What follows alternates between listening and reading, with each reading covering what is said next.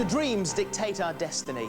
Are our lives mapped out by the stars? Can the future really be foretold?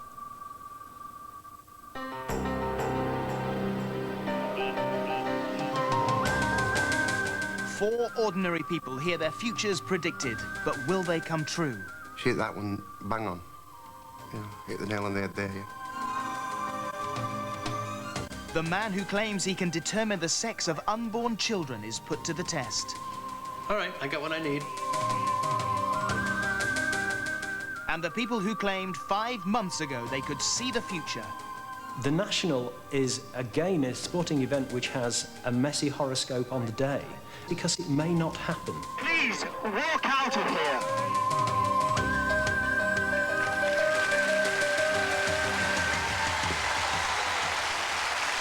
Hello! Thank you very much. Thank you. Hello and welcome to Predictions. Tonight we'll be revealing the extraordinary results of a unique experiment to discover if the future really can be predicted. Can we say today what will happen tomorrow? The people with me over here say yes, it can. A panel of leading psychics, astrologers and clairvoyants. This evening they'll be putting their reputations on the line. It was 6 months ago that we asked all 8 of them to record a host of predictions from major news headlines to the world of sport. We also invited media specialists relying on their experience and inside knowledge to map out the future. The results were recorded and the tapes sealed and locked away securely. Until now, their secrets are about to be released. Who could really see into the future and who will be left fumbling in the dark? Let's find out.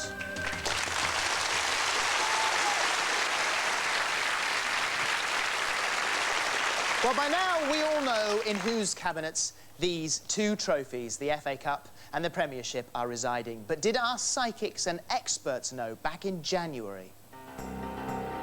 Representing the studio panel were Sam, Craig, John, Claire and Bernard. They were against expert Angus Loughran, a.k.a. Stato, writer, broadcaster and renowned sports anorak.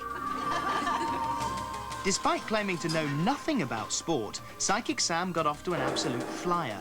On January the 2nd, she sent through her predictions, which included one about then Newcastle boss Kevin Keegan. Even before we had time to film it, on January the 8th, the news broke. But scoring other football successes proved more difficult. The FA Cup will be won by Liverpool. I feel that with the FA Cup, it will be won by a team not wearing their own colours. But of course, it was the conquerors of Liverpool, Chelsea, in their usual blue trophy. But I didn't foresee that. I think United dominated the FA Cup in the 90s, are again one of the teams to beat. But I think this could be Kenny Dalglish's chance to lead Newcastle to Wembley. Stato scored with the Premier League, although our psychics didn't agree. I think the Premier League this year is without doubt the most open championship I can remember. But at the end of the day, it'll probably have a familiar ring to it, because Manchester United, I think, will win the championship, and experience in the title run-in could prove to be the decisive factor.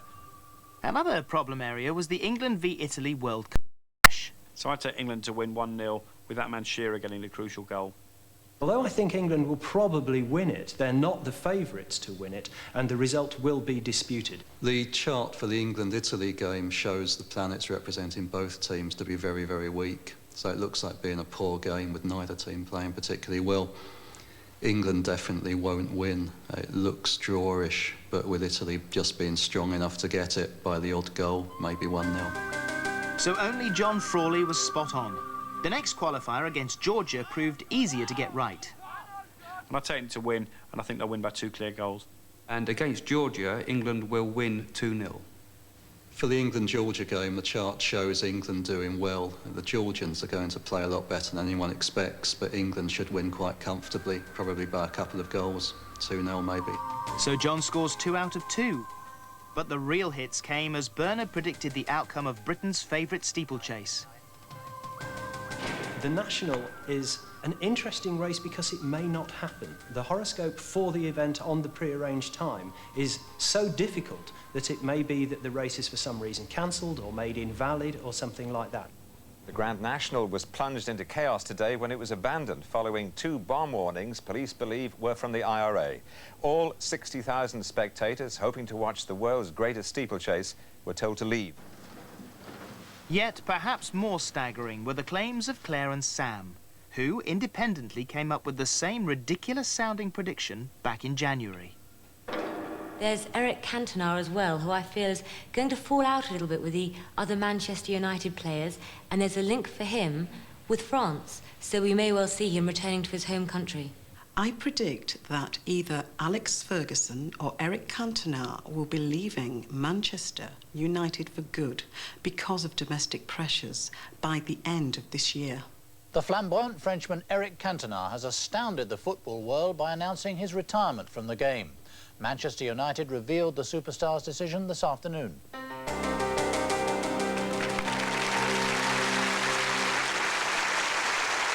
Let's start with Bernard first of all. What did you see in that messy horoscope? It's really to do with Mars again. It's a planet of war, it's a planet of violence, a planet of danger, and it was just rising at the time that the steeplechase was due to be run, so I thought there might be some accident, some risk, some difficulty, and as it turned out, that was how it was. Claire, you were talking about Eric Cantona, but you didn't actually say he was going to quit, did you? I just felt that he was very unsettled with his career. He wasn't happy, and I saw a change of direction for him, so I think he's going to go into something where he can discover more about himself. And John, just behind you there, 2 out of 2, well done with the sporting results. Is it really that easy for you? Not quite, no. What's your usual hit rate? About 80%, I suppose. I expect to get them right, but sometimes I go wrong. OK, thanks for that. Well, we decided to set John an even tougher test on Saturday, the 17th of May, Cup Final Day. It's about 2 minutes to 3. The cup final's just about to kick off. So now I'm going to switch off the telly, set the chart for the time into the computer and work out what the result's going to be.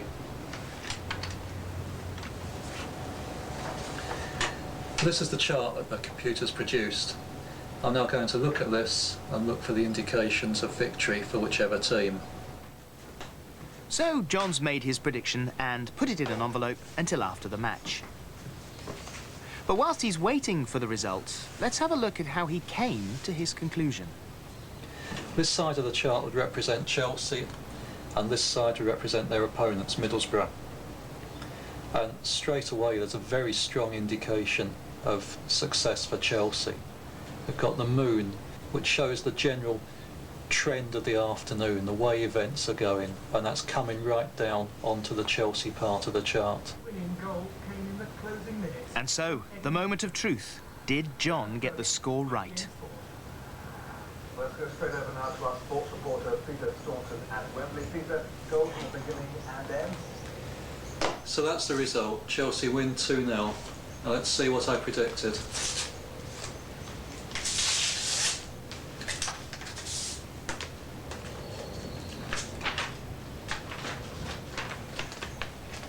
Chelsea win 2-0. Extraordinary. Even more amazingly, as this month's 442 magazine proves, John also got England v Poland spot on, 2-0. Now, we've done our sums, and if John had placed a £10 accumulator bet on getting all those 4 scores right, he would have won over £50,000. Did you put any money on? A small amount, but not as an accumulator. Not that much. No. Well, that's absolutely stunning. Ladies and gentlemen, would you please give them all a round of applause?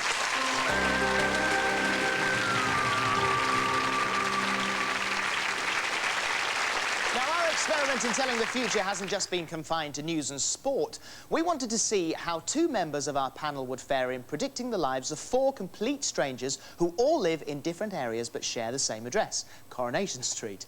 Now, back in January, our volunteers met Sam Hamilton, a psychic, and Marjorie Orr, an astrologer. The first test was to see how much Sam and Marjorie would already know about them. And don't forget that neither of our predictors were told anything about the individuals concerned. Can you relate to Michael? I have a brother called Michael. There has to be a family reunion because there is distance with the family. got to go back to this house that you're living in. I do feel as if you're going from one place to another, and this seems to be really important. Is this happening at the moment? Yeah, well, I'm studying in Manchester. Right. So, and I live in Liverpool. 73 is kind of high-strung and very anxious. 74, Saturn is rather depressive through 74, 75. That was when my father died, that. And who suffered with cataracts of the eyes, and it's possible that this person will have to have another operation. They've already had one, they've got to have another. Yeah. Can you relate to who I'm on about? Myself. 89, what happened in 89? It was a horrible I had a year. brain hemorrhage. Well, 89, Virgin on January the 1st, 1990. You're showing your nurse's uniform. This is so strong. I was a nurse. You were a nurse, right, okay. But it was almost like, you know when they wore the pointed hats? That's what I wore. You wore the pointed hat as a nurse? Where did you do this? Well, I was 18, it's a long, long time ago. It's possible, and it is very, very, very possible next year you'll do something for you. And it's interesting. It's got something to do with leaflets. I can't say exactly what, but I can see leaflets being printed up. I can see people reading these leaflets and giving. Well,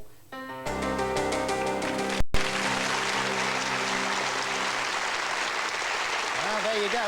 It's an impressive start. After the... see how the future predicted by our experts for the occupants of Coronation Street worked out. Plus, we put to the test a psychic who claims he can tell the sex of an unborn baby just by using a pendulum. One of the many tools I use to tap into the inner conscious is something called a pendulum. My success rate is running between 70 and 80%.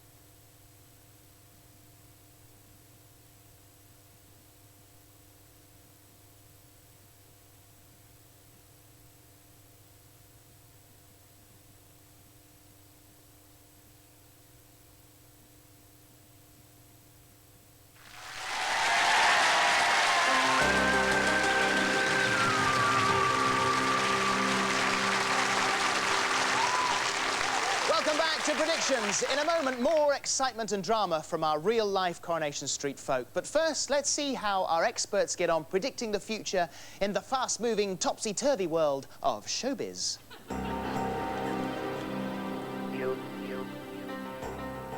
Our expert this time is Mirror columnist Matthew Wright, a man who is paid to know the gossip almost before it's happened. With fish and chips the only thing to appear spread across more newspapers than Michael Jackson, the King of Pop was a good place to start. I feel very strongly that this baby is going to be a female as well, so we may well see a little Miss Jackson. Michael Jackson's child is going to be a girl. I hope to God it's a little girl, for the little girl's sake. Claire was closer on the state of the relationship. Well, Michael Jackson and his wife will stay together for now, but they don't really come across as man and wife. It is what I would call a business arrangement. But only Jane got it spot on. With Michael Jackson, he will definitely have a son, and he will separate from his wife at the end of the year. What about other celebrity couples? Well, Phil Collins has got a very romantic year ahead.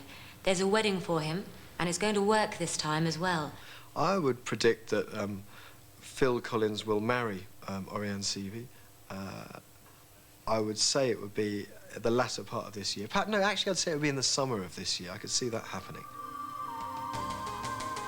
I think Liam and Patsy, I think they will get married. I think that's a sort of a major stepping stone for Liam and will hopefully calm him down. Claire went further, believing Patsy would soon have 2 juveniles around the house. Well, Oasis will stay together this year. Now, there's a shock prediction for you. But Patsy Kensit, Liam's girlfriend, will have his baby. And that's this year. And what was in store for America's first couple of gossip? Pamela Anderson is an interesting case. I think she is going to spend her time torn between 2 men, her husband and a new person who is going to appear at some stage during the year. She will go back and forth between the 2 of them, but at the end of the year, I think divorce from Tommy Lee is inevitable. Could this be exclusive footage of her other man? This summer, Pamela Anderson and Tommy Lee will split up again. It's going to become quite bitter, and it's going to end in a custody battle for the baby Brandon. For Pamela Anderson, I'm afraid it's a bad year ahead. She herself will go through a lot of emotional problems and be at the point of near nervous breakdown. We'll hear a lot about her visiting psychiatrists. Sure enough, stories of anorexia and psychological strain have followed Pamela's recent court case. And what were the other hits hidden in the vaults? Sadly, I actually predict more ill health for Liz Taylor. I confidently predict that Chris Evans will have jacked in his Radio 1 job by the end of the year, and I think that'll be to the relief of millions of people eating their breakfast every day. 1997 will see a BAFTA award going to David Jason. Perhaps most interesting is what may be in store for the Fab Five. I announced this year, 1997, will see one of the members of the Spice Girls leave the band to get married. Well, one of the Spice Girls is going to leave the group this year for a personal reason, but she will return again later on.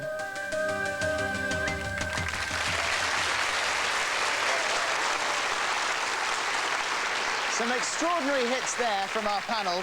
Jane, you were spot on with Michael Jackson, but do you still stand by your prediction about the Spice Girls? I definitely do. Victoria will definitely marry, and we'll hear about it very soon. OK, and Craig, husband behind there, you got Pamela Anderson's troubles absolutely spot on, but do you think she and Tommy Lee are still going to split? I think there's going to be continued problems there. But remember, we have free will at the end of the day. I mean, we see the map ahead when we do predictions, but at the end of the day, everybody can choose their pathway. Now then, back to Coronation Street and the everyday story of 4 ordinary folk whose futures have been mapped out. We've already seen Sam and Marjorie revealing some of the pasts of our volunteers, but what about the future? We asked our experts to make predictions for this year. First up, Sam did readings for David and Ian. 47-year-old David Barlow is from Wakefield, Yorkshire. Money situation's going to be that little bit tight, OK, and I'm looking round about May to June time for this. What Sam says about May to June, she's got that smack on, yeah. She's got that smack on because it's been a very lean time for me. Somebody's going to be giving birth to a baby girl. About 2-3 weeks ago, our next door neighbour, what Sam says about giving birth to a baby girl, yeah, there's a baby girl. There's some complication around the property. Let's just see. Strange. The driveway, does it need expanding? We are actually, at the moment, laying a new drive down, yeah. Tarmac drive. So what Sam says there is near enough, yeah. In total, with David, Sam scored 8 major hits. Some things she got wrong, some things she got right, and some things she got half wrong and half right. Yeah, I thought it was very good, yeah. She pinpointed a lot of things. Ian Porter, a student from Liverpool, was next. Are you suffering with headaches? Oh, yeah, I have a hangover. Sam's predictions about me getting headaches and that has got a lot of truth to it. Because when I played football, I got elbowed in the face and I ended up being concussed. And after that, every time I played football, I used to get really bad headaches. Right, I'm going to give you the name David, right, yeah, which is quite strong. Can you relate to this person? If you don't know him, you will know him very shortly because he's going to influence your life in a positive way, in a really positive way. Hopefully, I like this. anyway. Right, well, I like this person. Sam predicted about maybe a man called David being a big influence on my life, I think to do with my career as well. And I did meet a man called David a couple of weeks ago, and he asked me to do some things. He's the manager of a pop group. My cousin's in and he's the manager of the group. He's also the manager of a group called Space, and he's asked me to appear in some of the Space's videos. Not being the hair stylist, fly. Nick, the lad who's with me today, his girlfriend actually applied. Well, she will succeed. So my message to her is to continue, keep going. Sam predicted that my friend Nick, his girlfriend, could become an air hostess. She said it'd be after 2 attempts at trying to do it, but she actually got after 3 or 4. So I think Sam's prediction about that was true, because Beth is now an air hostess. Has anybody thought about going into the boxing ring? At the time, I was going out with a girl, and she had just started kickboxing, so there was a lot of truth in that. With Ian, Sam got 12 big hits and 6 misses. Before I came down to have this done, I didn't really think much about getting my readings done or anything, and I didn't really believe it, to be honest, but after Sam did it with me, the things she said did make sense, and a lot of things have come true.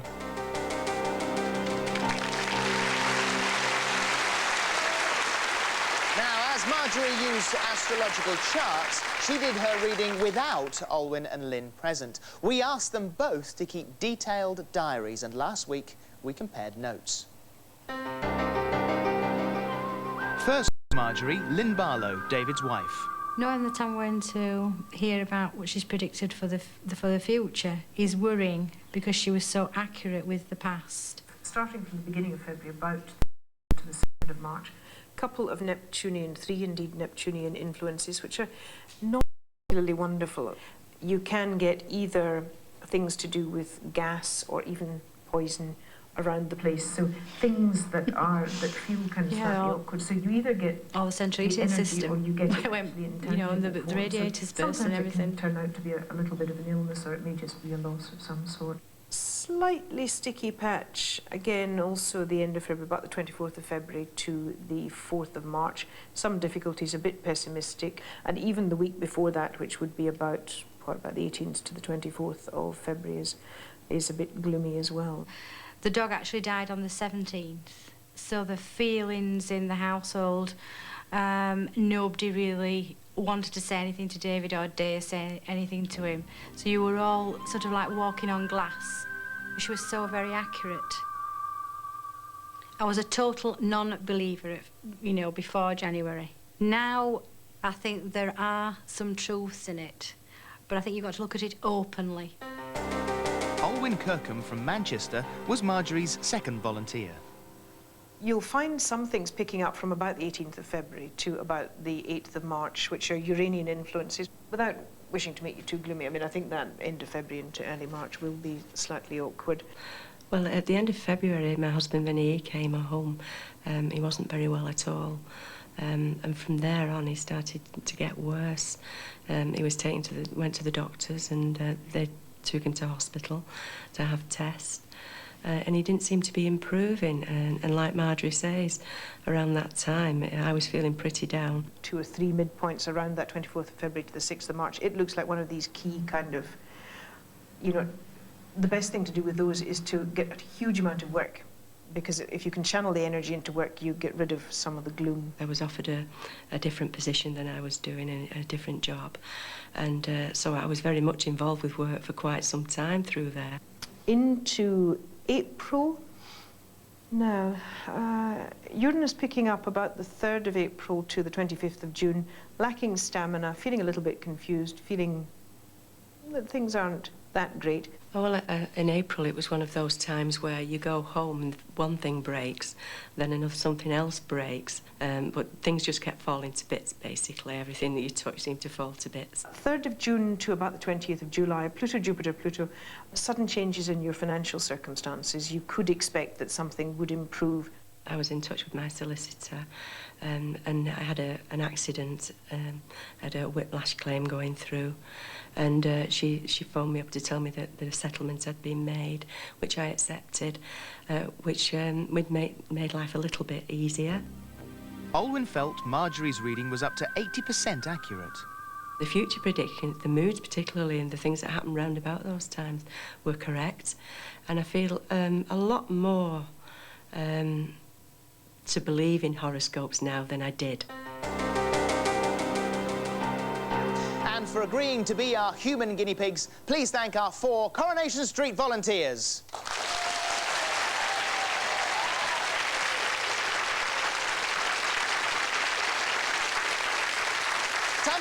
to unlock the vaults and see what was predicted back in January for the most unpredictable of institutions, the royal family.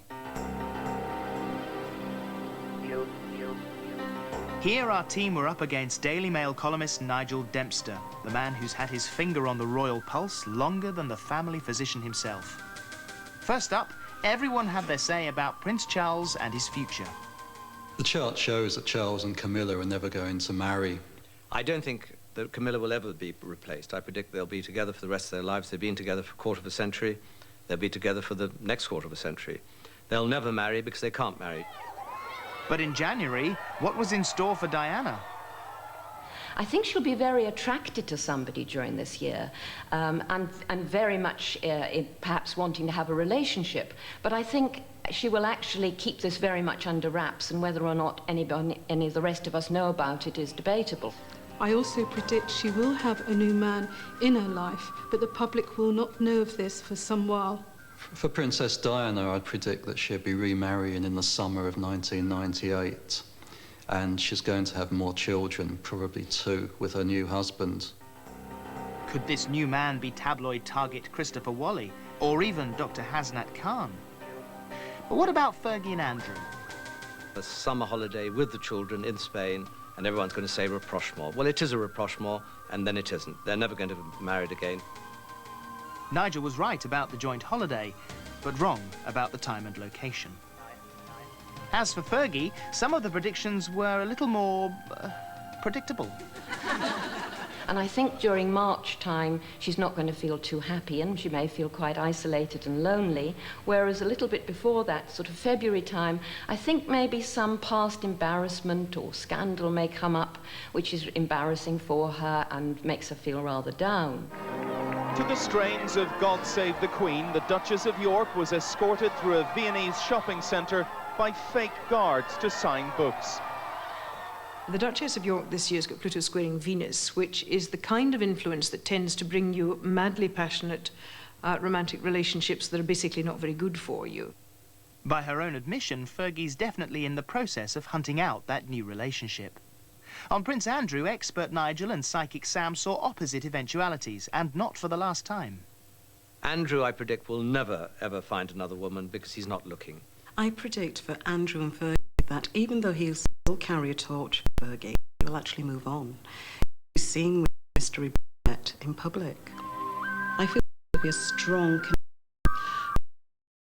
bonding. I predict there's actually going to be a king at the palace. I think that anyone's going to have their security breached. I don't think there's going to be any problems that way. I don't think the Queen's going to find a man smoking a cigarette at the end of her bed in Buckingham Palace. If she does, good luck to her. So that's Sam 2, Nigel 0. But the most discussed royals were Edward and Sophie. I think that they will have to sort of hitch it by May, June. It'll be a summer event rather than anything else. Edward's chart shows all the signs of marriage. Sophie's chart shows the same. So it's more or less signed and sealed in the heavens for them. I predict this year, in the month of August, there will be a royal wedding taking place with Prince Edward and Sophie. Edward and Sophie will marry, but they won't marry this year.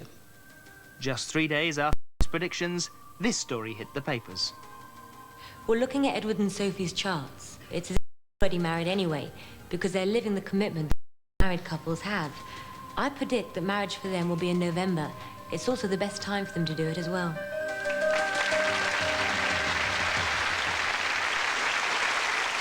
Sam, let's go back to Andrew. You said he was going to be linked with a tall, dark brunette. Henriette Peace, the woman you were thinking of, do you think? Yeah, this relationship will go from strength to strength, providing there's no interference from Buckingham Palace. Perfect. Ladies and gentlemen, please thank psychic Sam Hamilton.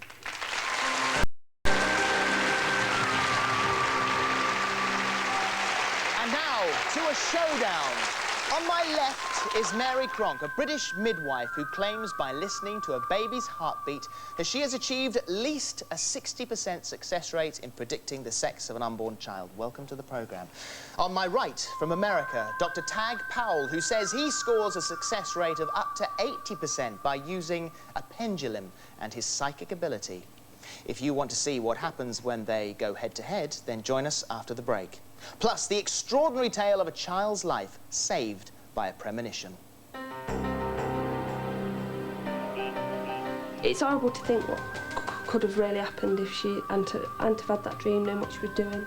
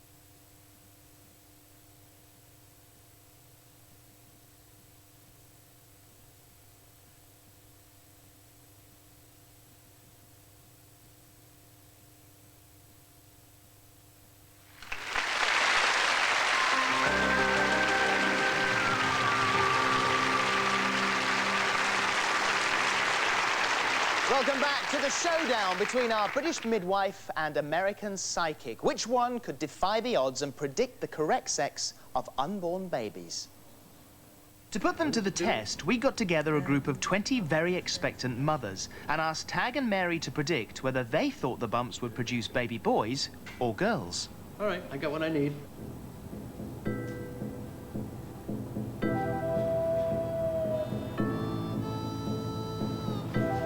Okay.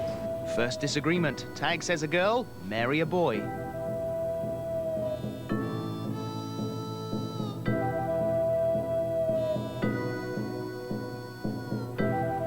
You've got how many children already? 3. Is it going to be a boy? Ah, they agree. And again, 2 boys. Well, too good to last. Tell me, how early in pregnancy do you feel you can tell? Well, really, I don't have any limitations. Yes, it is. It's made up time.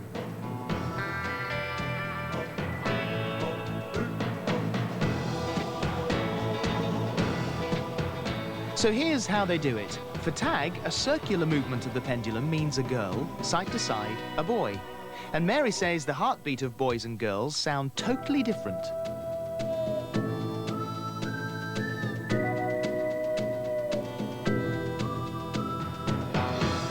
So both put their techniques and reputations on the line. Tag went for 12 boys, 8 girls. Mary went for 10 of each. Well, Mary, what did you think the last one was? I think that was a boy. No, it was a girl. Well, he was telling me very clearly that he was a boy. Oh, I'll put 20 on it. 20 pence? 20 pence. On a girl? That's a boy. No, it's a girl. Are you recording this? Because we've definitely got a bet on here.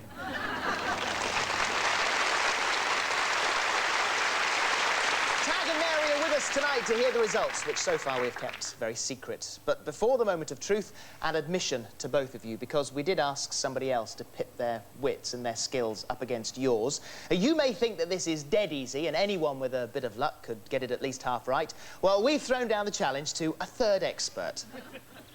This is Teddy, he's 4, and he's going to have a look at all these photographs and he's got a pink banana and a blue banana. He's going to point with whichever colour for the sex. So he's going to do blue for a boy, of course, and pink for a girl. Right, Ted? Look, what's this? Who's that? Well, that's a girl.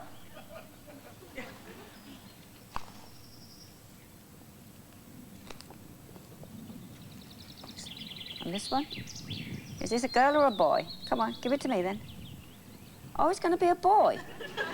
You sure? Put it down here. Thank you. Leave it there then. That's a good boy. Right. Now this one, Teddy, look at this one. Have a good look. Have a good look. Look at it then. So what do you think then?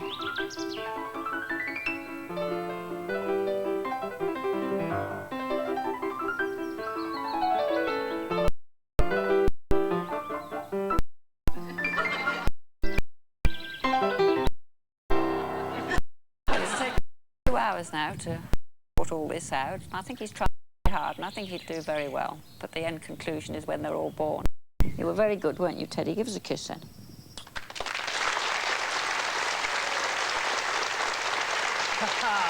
So, a late entry from Teddy, and now please give a very quiet round of applause to our volunteer mums and their new babies.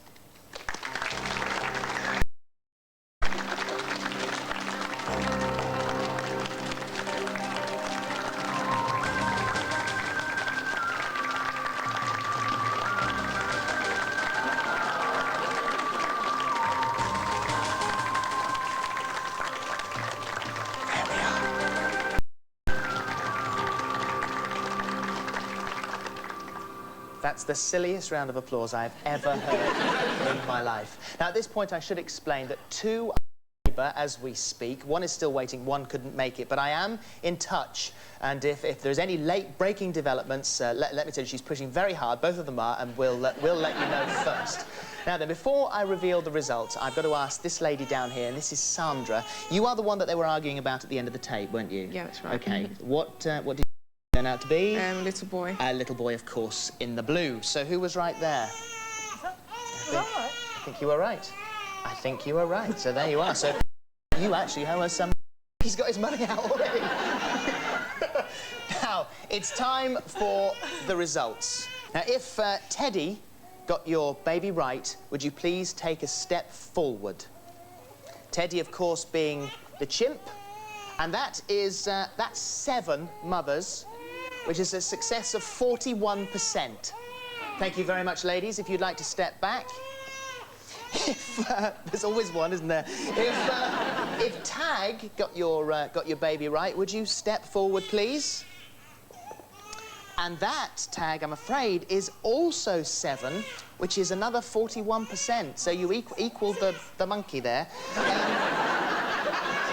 If you'd like to step back, ladies, I'm sorry, Tag. If you'd like to step forward, ladies, if Mary got your baby right.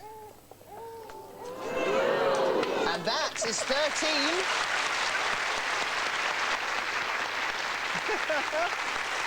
That's 13, which is 76%. That's a higher average than you said you could normally do, isn't it? Do you think you were better because you were on home turf? I don't know. But, I mean, I could get the next 10 wrong. Sure. And Tag, we can only say that maybe it was an American pendulum on British babies. That must have been it. Yeah? Thank you both very, very much indeed for coming. Tag and Mary, and also please thank our mums as well.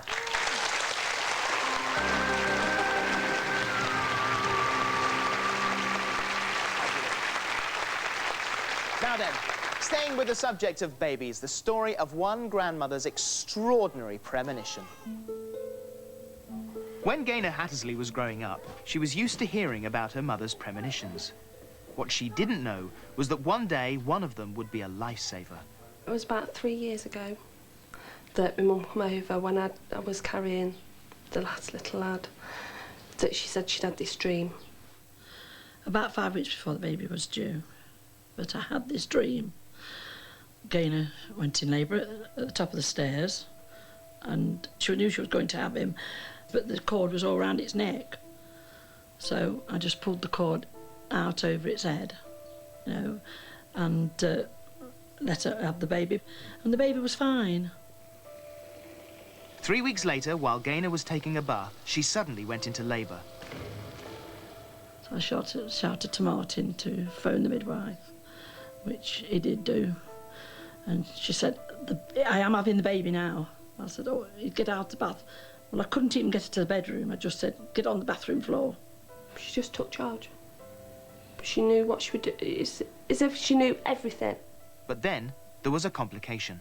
It was like it was in my dream, so it was telling me, you know, check that he's not got the cord round his neck. So I did feel, and I could feel this cord round his little neck. So I just pulled it, took it over the top of his head, and then told Gaynor it was all right now to push. It was fine. It's horrible to think what could have really happened if she hadn't have had that dream, knowing what she was doing. But luckily, she had it, and he was born safely, safe and sound, and he's grown up to be great. Now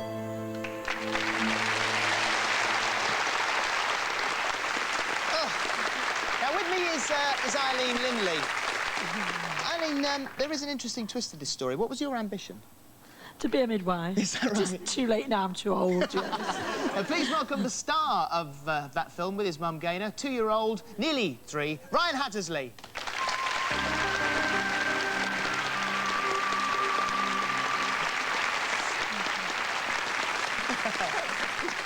Has your mum predicted anything else about your children? Yes, she has. She said next time I'm pregnant, I'm going to have twins and they're going to be girls. Is that right? And what does Martin, your husband, think about this? Great. Does he? Yeah. What about you? No way. No. Please thank Eileen, Gaynor and, of course, Ryan.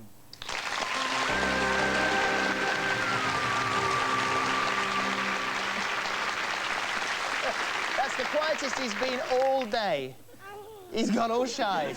Now, if I was to ask you what area of predicting has become a multi-million-pound industry worldwide, would you know what I was referring to? Well, the answer is, of course, weather forecasting. The Met Office receive £153 million a year, but we challenged 3 weather-predicting mavericks to beat the Met in a long-range forecasting experiment. This is the heart of England. We've come to the Warwickshire village of Meriden to carry out a unique experiment. Back in May, we asked 3 alternative weather forecasters to predict what they thought it would be like here on the 1st of June. Will they do better than the Met Office? 84-year-old Bill Foggett's been predicting the weather since he was a boy. I first became interested in it on the 29th of June, 1927. When there was, over the whole of the country, a total solar eclipse. Jim Dale bases his predictions on probability. We look back at the past years, past months, past weeks, even past days, to see what the record of weather was like, and then we apply that to the future. And Piers Corbyn has invented a radical way of forecasting the weather. We've developed a new field of science and a new way of looking at the weather, and eventually traditional methods will be overtaken by our new techniques. In the battle between statistics, new science and old wives' tales, who will be the reigning champion? Swift moves the ant as the mercury rises. Well, if we watch ants and they move quite slowly, then they suddenly move quickly. That is a sign of heat. House in Thirsk, North Yorkshire, Bill's father, his grandfather, and his great-grandfather before him have been keeping daily records of rainfall and sunshine. Weather predicting has run in the Foggett family for 150 years. I've studied weather from a nature point of view, which, of course, I'm still doing to this very day.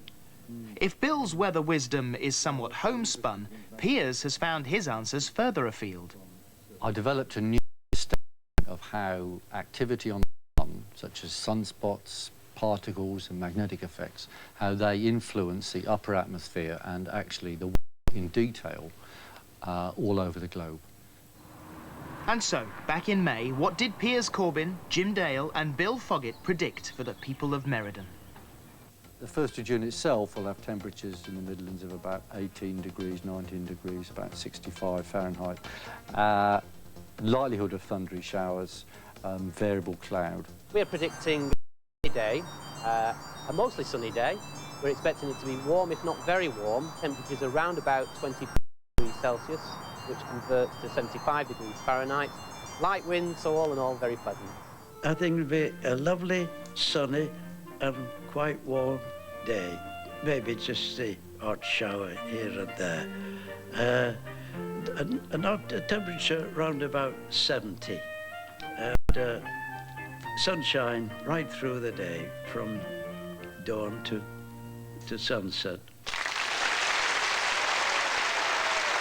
So how did they fare on June the 1st? We return to Warwickshire to find out.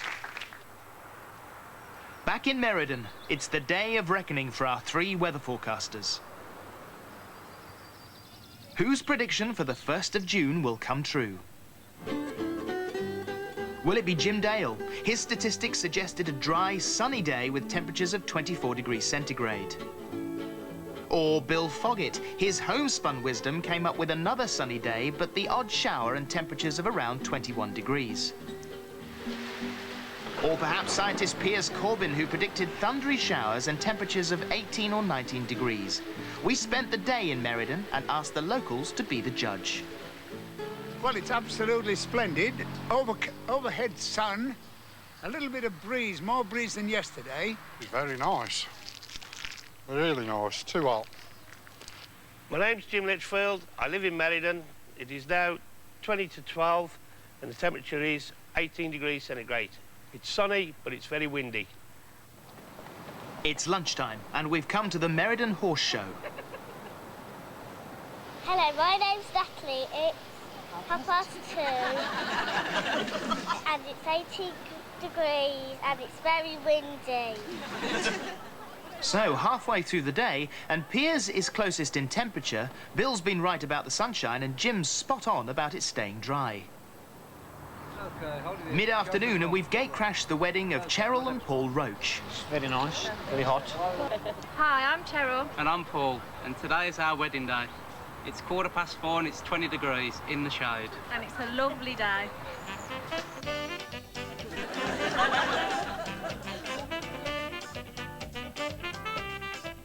It's 4:30 and it's still not raining.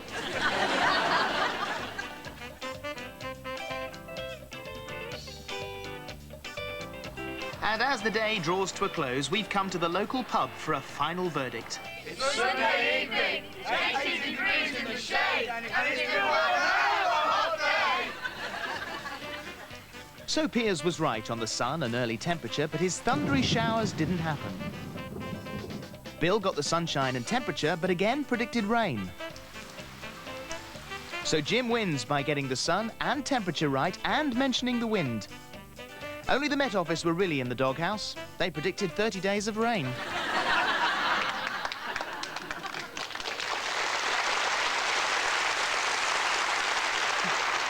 now, with the present rapidly catching up with the future, there's just time to peek into our vaults and reveal all about politics. Here we call 2 experts to cover such a broad subject. Andrew Neil, managing editor of The Scotsman, and Simon Hoggart, political columnist on The Guardian. The timing and scale of events on election night took our astrologers by surprise. I would predict a general election in March, probably March 20th, with Labour winning with a small but workable majority. I would have thought that Labour is most likely to win, partly because the Tories seem to be, some of them, exceedingly unhappy. Kenneth Clarke, for one, Malcolm Rifkind and Michael Howard are having exceptionally undermined years and feeling very panicky. John Major, I suspect, will be feeling set free. I think you will see something quite unique about this election as far as the media is concerned. You will see a Labour Party fighting a campaign in a more media-friendly environment than ever in the history of the Labour Party. I think Tony Blair will win, and by a bigger majority than most people expect. And I think he will win by at least 50 seats and possibly as many as 100. But Marjorie was spot on about the immediate aftermath. By the look of John Major, who never gives much away in his chart, to be honest. It may well be that he is settling down rather happily to something on the far side of the election that makes him a little bit happier than trying to keep the Tory cabinet together. So what did they foresee as other major news stories? The first part of 1997 is going to be particularly bad for things like earthquakes. I feel May, in particular, will be difficult. Another thing that comes to me is a feeling that the Earth is going to be hit by a small meteorite. During the February to March period, I think the aerospace industry may well have a very productive time. It is possible, because of the planets involved, that something may be announced that is to do with research, and there is some very good news for the aerospace industry at that time. O.J. Simpson will have a terrible year, even worse than 1996. The civil lawsuit that he's undergoing will find him guilty. In the last few minutes, the jury in the civil trial of O.J. Simpson has ordered him to pay a total of $25 million in punitive damages for the deaths of his wife and a male friend. If you look at Bill Clinton's chart in detail, from the end of April, about the 26th of April, right through to the 2nd of June, he's got the rerun of the Pluto transits he had in January. They bring fateful associations around women, very brooding, heavy, bad-tempered. If you remember, Paula Jones was all around in January. It may not be Paula Jones, but there may well be confrontations with other women. I can't imagine life at home with Hillary is going to be great. I predict for Mandy Allwood this year, the lady that lost 8 babies, that there will be news of a new pregnancy, which will be a little boy.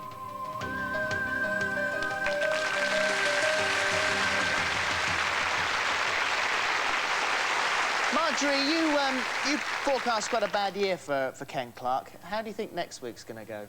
He's not having a happy year. What a shame. He's very cuddly, but he's got Neptune squaring Mars right through this year, right through next year. 1999 might be a bit more cheerful for him.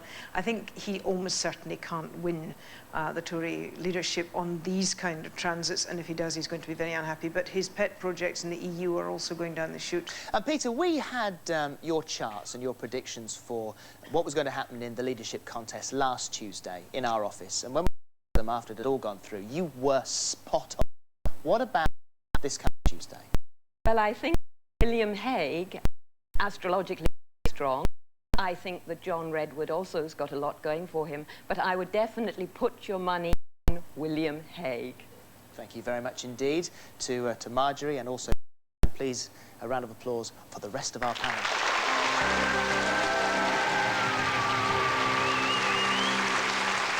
Well, that's really all from us tonight.